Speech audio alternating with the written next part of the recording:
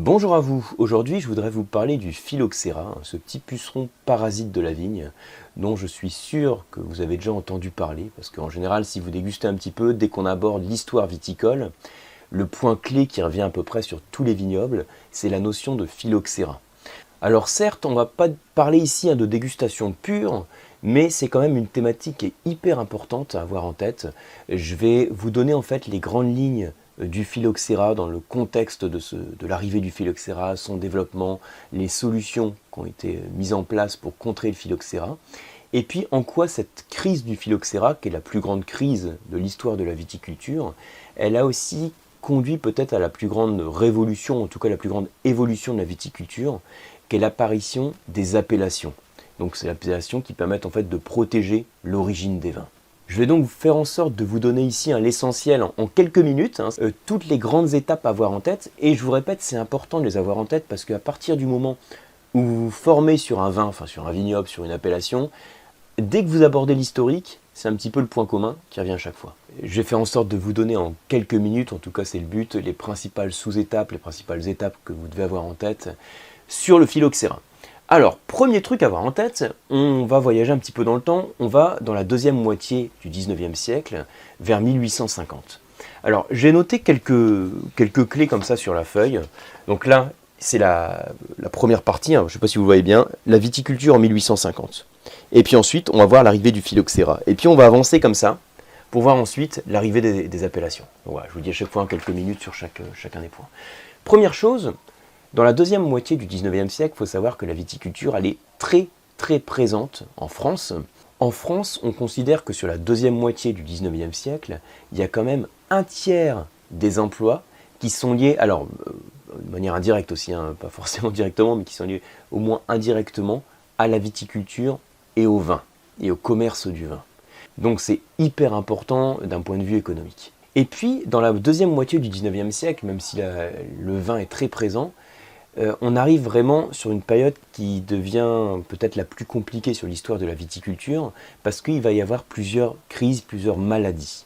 Une de ces maladies, ça va être l'oïdium, qui est une maladie, alors on dit cryptogamique, c'est-à-dire apportée par un champignon, mais on a trouvé un remède, alors je ne vais pas du tout le détailler ici, voilà, on a trouvé, on va dire relativement vite, un remède sur l'oïdium, mais le deuxième problème que l'on va avoir, c'est le phylloxéra. Et il faut savoir qu'en France et dans le reste de l'Europe, les vignes que l'on a qui permettent de donner les raisins qui sont utilisés pour la production de vin, donc ce qu'on appelle les raisins de cuve, ils appartiennent à une seule variété, qui est à une seule espèce, qui est le Vitis vinifera. Et puis on considère que cette variété de Vitis vinifera, c'est une espèce de vigne qui donne des vins plutôt qualitatifs, alors qu'il y a d'autres pays, donc les vignes américaines en particulier, où c'est d'autres souches de vitis qui donnent également du vin, mais qui donnent un vin qui n'est pas terrible.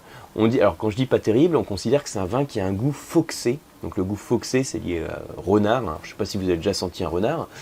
Donc quand on fait référence au renard, on fait référence à des notes un petit peu aigres liées à l'animal, et également à des notes de punaise. Alors, je ne sais pas si vous connaissez, si vous êtes déjà promené en forêt, je suis sûr que vous avez déjà reçu une punaise sur la tête, et que vous connaissez cette odeur très désagréable que provoque la punaise. Bon, vous faites un mélange entre une punaise et un renard, et vous avez le goût foxé. Donc, résultat des courses, ça veut dire que les vitis américaines donnent des vins qui ne sont pas qualitatifs. Alors du coup, il y avait des émigrants européens qui arrivaient aux États-Unis et qui venaient avec les Vitis vinifera. Ils disaient, voilà, on va implanter notre Vitis vinifera puisque on a un raisin qui est qualitatif, donc ça donne un jus qui est meilleur et on va faire un vin qualitatif.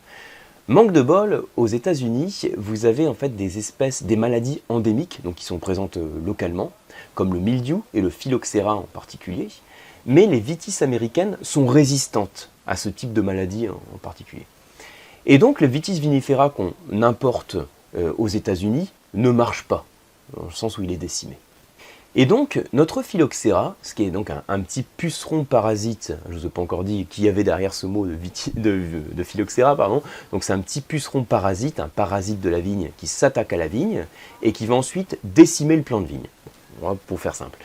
Alors, on est dans un contexte déjà dans les années 30, enfin les années 30, 1830, où on va commencer à importer aussi des plants de vigne de l'extérieur, c'est un peu exotique. Alors dans le contexte de l'époque, il y avait un peu un engouement pour ce qui venait de l'extérieur, donc au Royaume-Uni, hein, c'était l'époque victorienne, ça coïncide aussi avec le début de la révolution industrielle, donc on commence à utiliser la vapeur comme énergie, du coup on peut faire des bateaux, puis on peut voyager. Donc on voyage, on va aux États-Unis, et puis on ramène ces plants de vitis exotiques, et puis il y a certains vignerons qui commencent à faire des tentatives pour les planter, donc ça commence de la France, hein, pour planter donc ces plants en France. Et puis dans ce contexte de développement aussi du chemin de fer dans la deuxième moitié du 19e siècle, finalement ça développe aussi la consommation de vin, puisqu'on peut amener notre vin qui est typiquement, donc on n'a pas de vin par exemple dans le nord de la France, mais avec le chemin de fer, on peut ramener le vin du sud qui est pas cher, et puis approvisionner le nord de la France. Et puis voilà, alors en 1862, il y a un vigneron qui s'appelle Monsieur Borty, qui a dans le Gard implanté quelques plants de vitis américaine qui étaient contaminés par le phylloxéra. Alors bien sûr, dans le contexte de l'époque, sans le savoir, hein, ils plantent les plants de vigne, et puis on constate que la vigne décime, elle meurt, et il y a une maladie en fait qu'on constate sur la vigne, qui se révèle déjà au niveau des feuilles, où vous avez comme des petites galles qui se forment sur les feuilles, mais également sur les racines. Parce que le principe du phylloxéra, c'est qu'il injecte de la salive, donc sur les feuilles ou sur les racines, et le fait d'injecter de la salive, ça crée donc une petite excroissance qu'on appelle une gale, et le principe de la gale, c'est que ça apporte des nutriments. La plante, en fait, elle envoie des nutriments. Donc c'est pratique parce que le phylloxéra, il pond ses œufs donc, au niveau de la gale, donc il y a une protection, comme une coque de protection qui se forme, et avec les nutriments qui sont apportés par la plante, eh ben, l'œuf peut se développer tranquillement. Et donc le phylloxéra, quand il est au niveau des racines, il va ensuite monter le long du pied de vigne, et puis avec le vent, eh ben, il est emporté, et puis il va se multiplier comme ça. Et puis en plus, il se développe, il a un cycle de reproduction qu'on dit, c'est une reproduction monoparentale, c'est une espèce dite parthénogénétique. Et alors c'est très pratique, hein, mais c'est moins pratique d'un point de vue quand on considère que c'est une maladie. Et il va pouvoir comme ça coloniser les différents vignobles. Et ce qui est fou, c'est que donc c'est vraiment 6 ans après, on a une partie du Languedoc, la vallée du Rhône méridionale, qui commence à être décimée par le phylloxéra. Et il va se répandre comme ça sur l'ensemble du vignoble. Alors il y a plusieurs tentatives qui ont été mises en place pour essayer d'éliminer le phylloxéra, donc sous forme d'insecticides, sous forme également, on se rendait compte que quand on voyait que ça s'attaque au niveau des racines, donc quand on inondait en fait la vigne, ça permettait de l'empêcher de se propager, et puis ça permettait de l'éliminer. Le problème, c'est que sur les zones de plaine, dans les zones du Languedoc, sur les plaines, c'est quelque chose qui est possible à faire. Mais dès qu'on arrive sur des vignobles en coteaux, c'est mort. Donc c'était pas du tout quelque chose de reproductible. Pareil, on se rendait compte, c'est toujours par rapport au sol, que quand on avait des sols sableux, le phylloxéra ne pouvait pas se mouvoir de la même manière, et du coup, on ne le retrouvait pas sur les vignobles où il y avait des sols de sable. Alors le problème, c'est que ce n'était pas non plus viable de replanter l'ensemble du vignoble sur des zones de sable. Et alors, en 1869, il y a Gaston Basille qui a suggéré de protéger la vigne en mettant en fait une variété de vitis américaine résistante au phylloxéra, sur laquelle on allait greffer notre greffon de vitis vinifera. Donc on a un porte-greffe américain sur lequel on va greffer notre vitis vinifera. Et comme on a constaté que nos vitis américaines sont résistantes au phylloxéra, c'est une solution qui peut être mise en place, parce qu'on partant du principe que en fait, cette partie de porte-greffe, c'est plus un rôle, on va dire, de transit des nutriments, des sels minéraux et de l'eau qui vont alimenter le reste de la plante. Alors, il y a plusieurs écoles, c'est le cas encore aujourd'hui, mais à l'époque encore plus, comme quoi le fait d'avoir ce porte-greffe, ça peut aussi faire en sorte qu'on n'ait pas les mêmes éléments qui arrivent sur notre vitis vinifera et qu'on n'aura pas forcément un raisin aussi qualitatif. Ça, c'est un autre débat. Le thème des vignes franches de pied, on en parlera sur une autre vidéo. Là, mon but, c'est plus de faire un petit topo sur l'historique. Donc, toujours est-il que finalement, c'est cette solution du greffage qui a été mise en place. Je vous ai mis ici, ici on avait la viticulture 1850, l'arrivée du phylloxéra et la solution qui est trouvée, qui est le greffage. Et donc, petit à petit, tout le vignoble a été greffé sur des porte-greffes américains. Aujourd'hui, l'ensemble des vignes, alors pas toutes en fait, pour être tout à fait précis, il y a certains vignobles qui sont francs de pied, donc qui n'ont pas de porte-greffe, mais ce n'est pas la norme. La norme, c'est d'avoir des vignes qui soient greffées sur un porte-greffe américain, et ensuite on a notre greffon, qui est le vitis vinifera. Et alors, suite à cette crise, comme on manquait de vin, Il y a eu ensuite donc une volonté de produire beaucoup de jus, mais logiquement, on n'était pas forcément sur une approche qualitative. Le but, c'était de produire du volume suite aux destructions massives du vignoble. Il y a une grande partie du vignoble qui a été décimée, et donc on a voulu produire de manière massive, et ça a encouragé les fraudes. C'est-à-dire qu'on fait tout pour produire plus de vin. Sur le marc, par exemple, on va rajouter un petit peu d'eau et puis on rajoute un petit peu de sucre.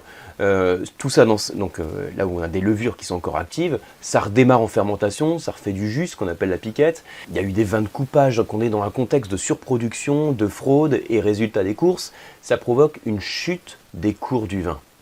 Et donc cette chute de cours du vin, logiquement, va mettre à mal tous les producteurs. Et on va commencer à avoir toute une période de révolte en fait. Donc il y a eu en particulier dans le Languedoc une révolte en 1907, puis en Champagne en 1911. Et tout ça, donc dans ce contexte un peu compliqué, ça a conduit à la volonté de protéger ces vins.